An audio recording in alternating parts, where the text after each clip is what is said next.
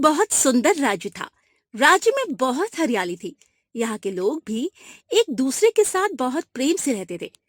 खुशालगढ़ राज्य में राजा विक्रम सिंह शासन चलाता था। एक दिन विक्रम सिंह अपने दरबार में राजमंत्रियों के साथ बैठा था। तभी दरबार में एक सिपाही भाग कर आता है और हाँफते हुए कहता है, गजब हो गया महाराज, गजब हो गया। क्या हुआ सिपाही, तुम इतने डरे क्यों हो और क्या गजब हो गया? सिपाही बताता है, महाराज, कल जो हमने घने जंगल की गहराइयों में गांव वालों की शिकायत पर अपने 2 सैनिक को लगाया था। महाराज, गांव वालों का कहना है कि रात के समय जंगल में अजीबोगरीब आवाजें आती हैं। लेकिन महाराज, कल जो हमने जंगल में 2 सैनिक लगाए थे, उन्हें देखने आज सुबह कुछ सैनिक गए थे। लेकिन महाराज, लेकिन क्या सिपाही, जल्दी बताओ।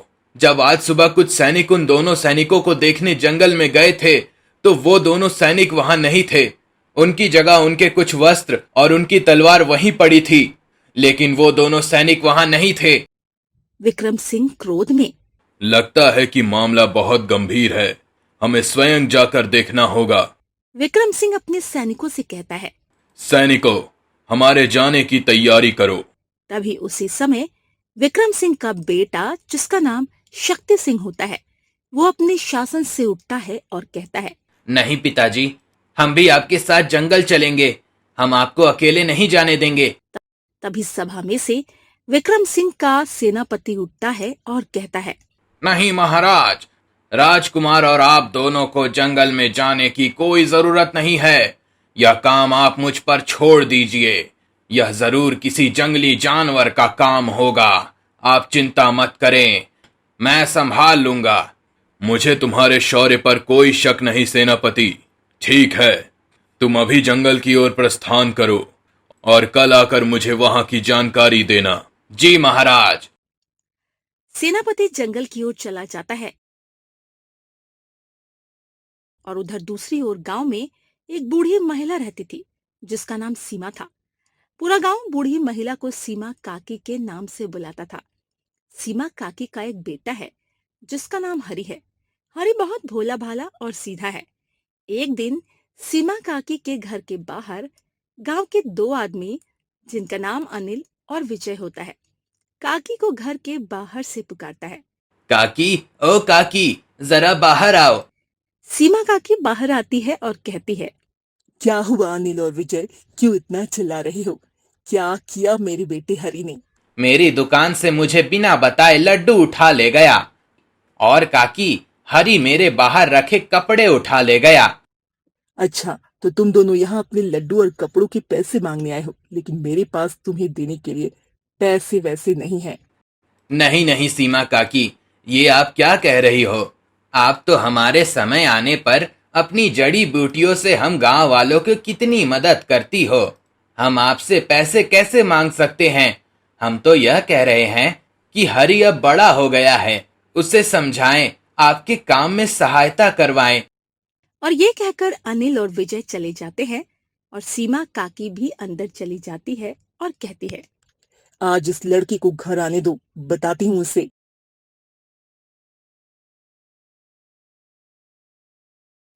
कुछ समय बाद हरि घर आता है। माँ, बहुत भूख लग रही है, कुछ खाने को मिलेगा? आज कुछ नहीं मिलेगा खाने को। क्यों माँ, क्या हुआ? अच्छा, मुझे सब पता चल गया है तूने क्या किया है। आज अनिल और विजय आए थे घर पर, उन्होंने सब बता दिया तूने क्या शरारत की उन दोनों के साथ। अच्छा, क्या क्या बताया उन्होंने तुम्हें माँ? यही कि तूने उनके लड्डू और कपड़े उन्हें बिना बताए ले गया। मुझे पता ही था कि उन्होंने तुम्हें पूरी बात नहीं बताई होगी। अच्छा, क्या है पूरी बात? कहीं तू झूठ तो नहीं बोल रहा? अनिल और विजय ने मुझसे कहा कि हरि जरा हमारे यह काम कर दो तो हम तुम्हें लड्डू देंगे, और काम हो जाने पर मुझे कुछ नहीं दिया। इसलिए मैंने उन्हें बिना बताए उनके लड्डू और कपड़े लेकर भाग गया। सीमा काकी कहती है, नहीं हरी बेटा, ऐसा करना गलत बात होती है।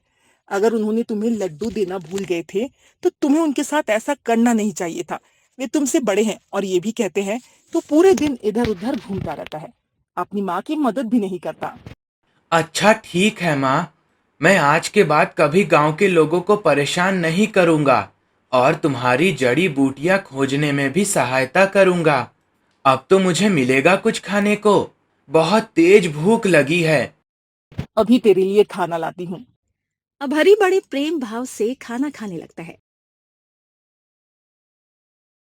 सीमा काकी को आयुर्वेद का बहुत शौक होता है, इसलिए सीमा काकी जगह जगह जाकर जड़ी बूटियां खोजती है और उन्हीं जड़ी बूटियों से कभी कभी सीमा काकी गांव के लोगों की बीमारी भी ठीक कर देती है।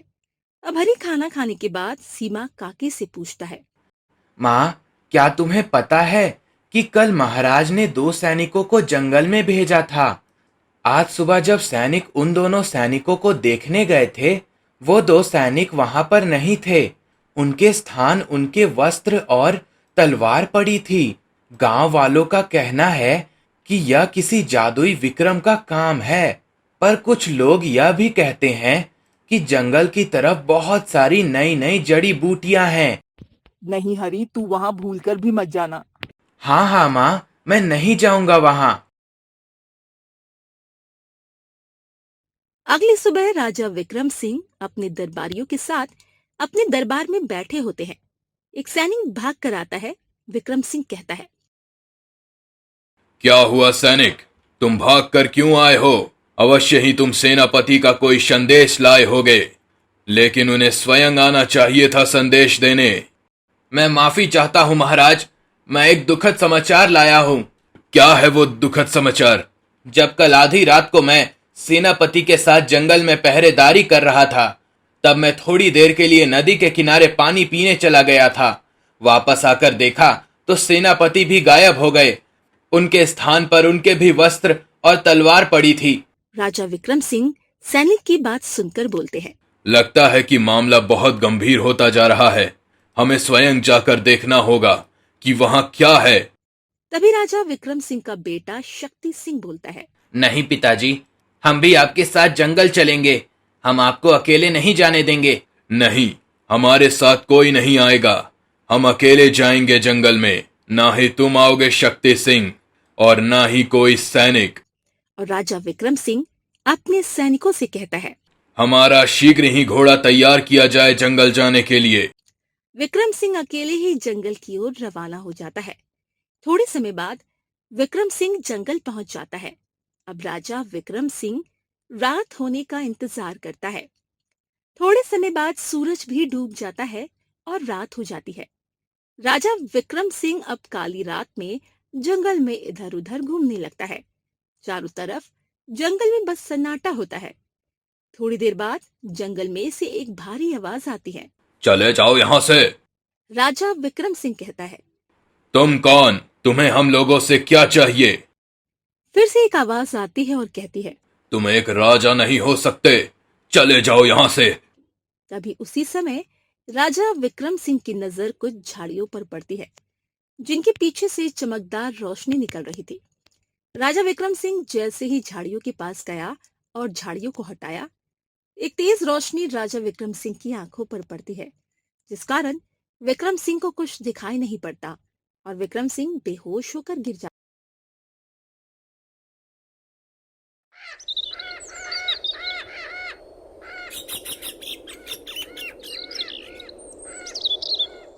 अगली सुबह विक्रम सिंह की आंखें खुलती है और विक्रम सिंह अपने आप को जंगल के बाहर पाता है। विक्रम सिंह उठता है और जंगल की ओर देखकर बोलता है। यह जरूर उसी जादुई का काम है। मुझे जल्दी महल जाकर राजगुरु से इसके बारे में पूछना होगा कि यह किस तरह की जादुई है। अब राजा विक्रम सिंह जल्दी से महल आकर सैनिक की सहायता से राजगुरु को संदेश भेजता है कि मुझे आपसे शीघ्र ही मिलना है। कुछ समय बाद राजा विक्रम सिंह अपने कक्ष में चिंता में इधर उधर घूम रहे थे। तभी राजगुरु सीधे राजा विक्रम सिंह के कक्ष में पहुंच जाते हैं। राजगुरु को देखकर राजा विक्रम सिंह चिंता में बोलते हैं। हमें बचाएं राजगुरु इस संकट से। क्या हुआ महाराज, आप इतने चिंतित क्यों हैं और किस संकट से आपको बचाना है? राजा विक्रम सिंह बिना समय बर्बाद किए राजगुरु को विस्तार से पूरी बात बताता है। राजगुरु अपना ध्यान लगाते हैं और कुछ समय बाद अपनी आंखें खोलते हैं। क्या हुआ राजगुरु, क्या कुछ उपाय मिला? नहीं महाराज, मैंने ध्यान लगाया पर कोई उपाय नहीं मिला। वह जादुई शक्ति बहुत शक्तिशाली है। क्या इस जादुई शक्ति का कोई भी उपाय नहीं है राजगुरु? मतलब यह जादुई शक्ति के बादल हमारे ऊपर ऐसे ही मंडराते रहेंगे? इसका यही उपाय है। जल्दी बताओ राजगुरु, क्या उपाय है? मैं सब उपाय करने के लिए तैयार हूं। इसका यही उपाय है कि आप इस रास्ते को हमेशा के लिए बंद करवा दें। राजा विक्रम सिंह राजगुरु की बात मानकर अपने सैनिकों की सहायता से हमेशा हमेशा के लिए वो रास्ता बंद करवा देता है। लगभग 1 वर्ष बाद गांव में सभी का जीवन अच्छे से व्यतीत हो रहा था।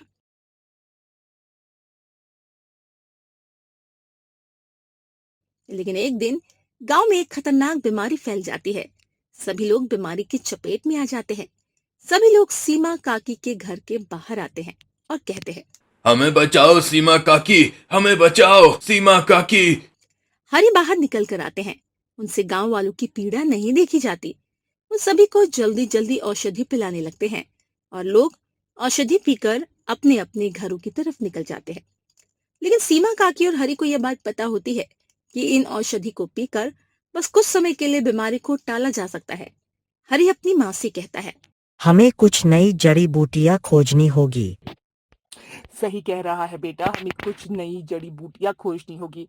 चलो हम कुछ नई जड़ी बूटियां खोजने चलते हैं। आप रहने दे माँ, आप घर पर आराम कीजिए। वैसे भी चारों तरफ बीमारी फैल रही है।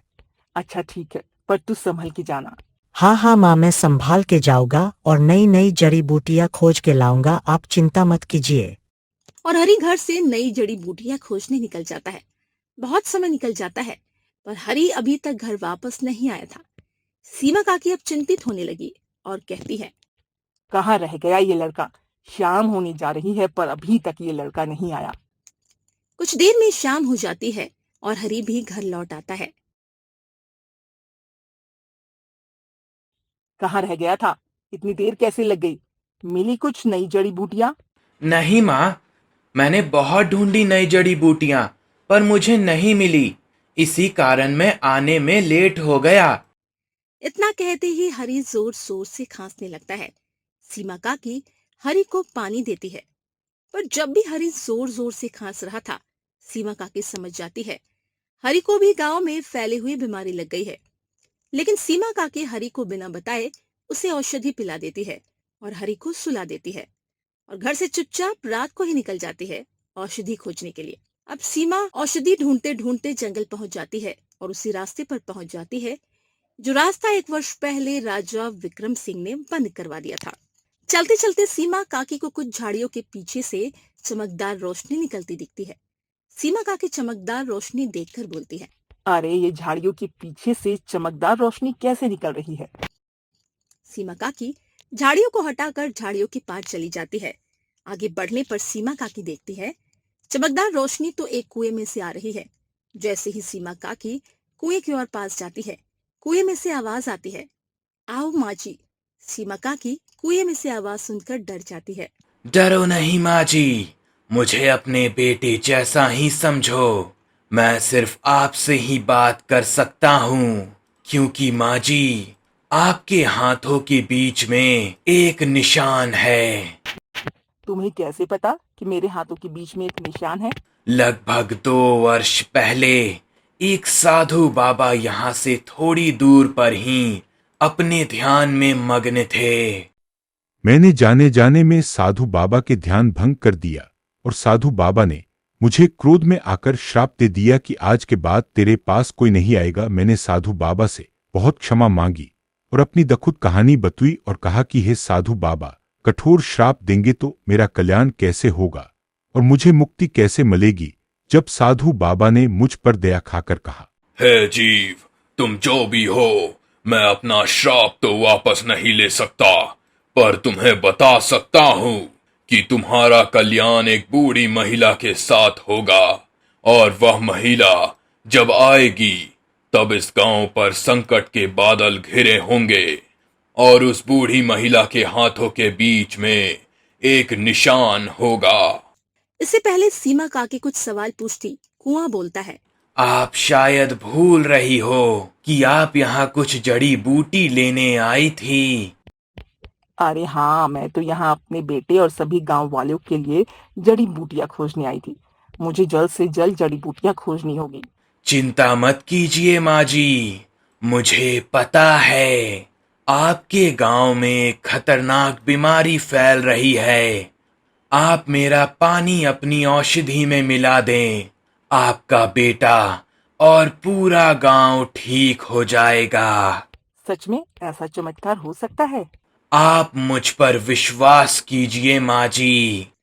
सीमा काकी कुएं की बात मानकर अपनी औषधि में कुएं का पानी मिला देती है और अपने घर की ओर निकल जाती है।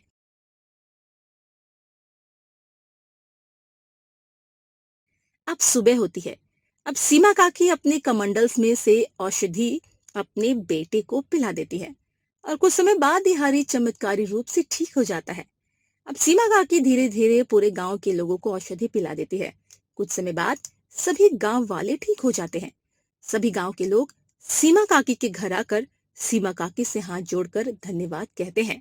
सीमा काकी, जो आपने हम गांव वालों पर उपकार किया है उसे हम जीवन भर नहीं भूल सकते हैं। और चारों तरफ सीमा काकी की जय जयकार होने लगती है। इधर राजमहल में भी राजा विक्रम सिंह की पत्नी और बेटे शक्ति सिंह को यह बीमारी लग गई थी। राजा विक्रम सिंह ने अपनी पत्नी और बेटे को बड़े से बड़े वैद्य जी को दिखाया, पर वो दोनों ठीक नहीं हुए। महल में राजा चिंता के मारे इधर उधर घूम रहा था। तभी राजा विक्रम सिंह के पास एक सैनिक भाग कर आता है और कहता है, माफी चाहूंगा महाराज, एक महत्वपूर्ण बात बतानी थी। महाराज, पूरे गांव में यह बात बहुत तेजी से चल रही है कि कोई सीमा काकी नाम की बूढ़ी महिला है जिसने इस बीमारी का हल निकाल लिया है और बहुत से लोगों को ठीक भी कर दिया है। अगर यह बात सही है तो शीघ्र ही उस बूढ़ी महिला को यहाँ महल में लाया जाए। कुछ सैनिक गांव से शीघ्र ही सीमा काकी को लेकर आते हैं। हे बूढ़ी महिला, हमें एक उपकार करो। मैं तुमसे विनती करता हूँ कि मेरी पत्नी और बेटे को इस बीमारी से बचा लो। हे महाराज, आप लोगों की सेवा करना तो मेरा सौभाग्य होगा। अब सीमा काकी सबसे पहले राजा विक्रम सिंह की पत्नी को औषधि पिलाती है। कुछ समय बाद राजा विक्रम सिंह की पत्नी चमत्कारी रूप से ठीक हो जाती है। राजा विक्रम सिंह बहुत प्रसन्न होता है और कहता है, उत्तम, अति उत्तम, हम बहुत खुश हुए। अब जल्दी से हमारे बेटे को भी पहले जैसा कर दो। जी महाराज। जैसे ही सीमा काकी राजकुमार शक्ति सिंह की औषधि पिलाने जा रही थी, तभी उसी समय राजगुरु आ जाते हैं। सीमा काकी को औषधि देने से मना कर देते हैं। क्या हुआ राजगुरु, आप औषधि पिलाने से मना क्यों कर रहे हैं? क्योंकि इस औषधि में विष है। क्या बात कर रहे हैं राजगुरु जी? इसी औषधि को पीकर मेरी पत्नी ठीक हुई है, इसमें विष कैसे हो सकता है? मैंने अपनी तंत्र शक्ति से पता लगाया है कि इस औषधि में कोई जादुई शक्ति है। तभी राजगुरु अपनी आंखें बंद कर और मन में मंत्र बोलकर औषधि की तरफ हाथ करते हैं और कहते हैं, तो कोई भी शक्ति हो अपना असली रूप में आ। इतना कहने पर औषधि में से धुआं उठता है।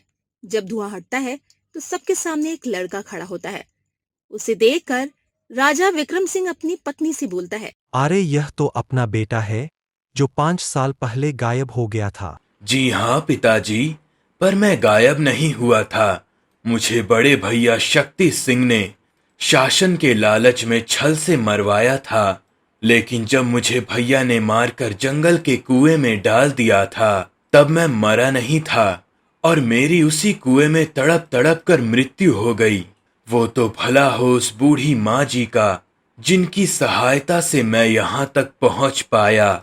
जब तक बड़े भैया शक्ति सिंह को दंड नहीं देता मेरी आत्मा को शांति नहीं मिलेगी। हे बेटा, तू मुझसे पहले ही दूर जा चुका है और तू अपने भैया को भी मार देगा तो मेरी कोख तो सूनी हो जाएगी ना। बेटा, मैं तेरे सामने हाथ जोड़ती हूँ, शक्ति सिंह अपने भैया को ठीक कर दे और उसे माफ कर दे। उसी समय शक्ति सिंह खांसते खांसते वीरेंद्र सिंह के पैरों पर गिर जाता है और कहता है, छोटे भाई, मुझे माफ कर दे। मैंने तेरे साथ बहुत बुरा किया। तेरे जाने के बाद मुझे समझ आया यह सब राजपाट तो सब मोह माया है। असली सुख तो मिलजुल कर प्रेम भाव से रहने में है। मुझे तेरे जाने का बहुत दुख है भाई। सबकी बातें सुनकर वीरेंद्र सिंह का भी क्रोध शांत हो जाता है और वो कहता है, भैया, आपको अपनी गलती का पछतावा है। यही मेरे लिए बहुत मायने रखता है। आपको माफ किया भैया। अब मैं शांति से ऊपर जा सकता हूँ। जाते जाते वीरेंद्र सिंह अपने भैया से कहता है, माँ और पिताजी और सभी लोगों का अच्छे से ख्याल रखना भैया। और वीरेंद्र सिंह गायब हो जाता है और उसकी आत्मा को भी शांति मिल जाती है। इसी के साथ राजकुमार शक्ति सिंह की बीमारी भी ठीक हो जाती है और सभी लोग जो लगभग 1 वर्ष पहले गायब हुए थे वे सब वापस आ जाते हैं। सीमा काकी भी गांव में आ जाती है और सभी लोग प्रेम भाव से रहने लगते हैं।